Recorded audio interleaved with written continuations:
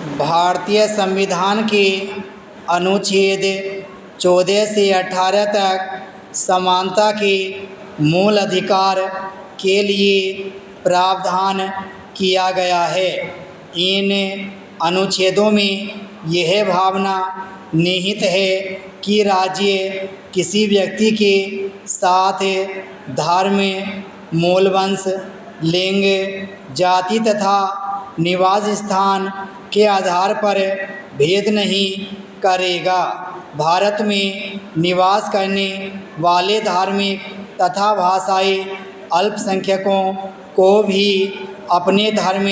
तथा भाषा एवं लिपि के संबंध में अनुच्छेद 25 से 28 द्वारा अधिकार प्रदान किया गया है। भारत के राज्य क्षेत्र में निवास करने वाले सभी व्यक्तियों के लिए समान नागरिक संहिता का निर्माण नहीं किया जा सकता है, जबकि संविधान के अनुच्छेद 44 में राज्य को संविधान के प्रवर्तन अर्थात 26 जनवरी 1950 के समय से ही निर्देश दिया गया है कि राज्य भारत के समस्त राज्य क्षेत्र में नागरिकों के लिए एक समान सिविल संहिता प्राप्त करने का प्रयास करेगा। वर्तमान में संविधान के 2 अनुच्छेद काफ़ी विवाद के विषय बने हुए हैं। एक तो संविधान का अनुच्छेद 356 है, जिसके संबंध में यह कहा जा रहा है कि संविधान के इस अनुच्छेद का अब इतनी बार प्रयोग किया जा चुका है जितना कि नहीं किया जाना चाहिए था।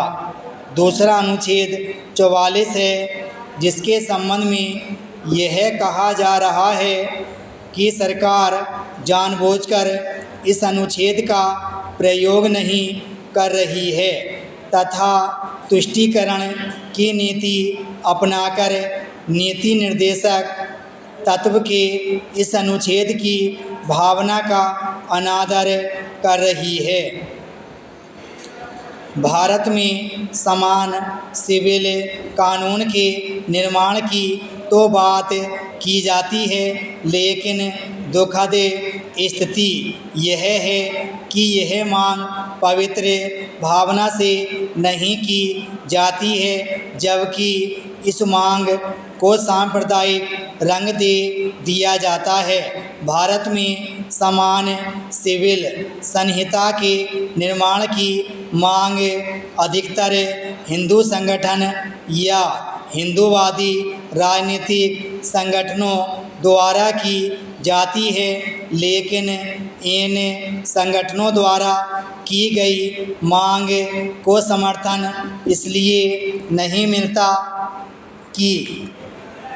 ये केवल सांप्रदायिक भावना से यह मांग करते हैं और अपनी मांग को समर्थन इसलिए नहीं मिलता ये अपने धर्म या संप्रदाय की महिलाओं को शामिल नहीं करते। इन संगठनों द्वारा मुस्लिम स्त्री अधिनियम 1985 जो साहबानो मामले में उच्चतम न्यायालय के मामले को बदलने के बनाया गया था का विरोध तो किया गया था, यह अभी हाल में इलाहाबाद उच्च न्यायालय के खंडपीठ द्वारा हमीदन मामले में दिए गए निर्णय का स्वागत किया जा रहा है, लेकिन ये संगठन अपने समाज में महिलाओं की स्थिति के बारे में उदासीन रवैया अपनाते हैं या कभी कभी सुधारवादी आंदोलन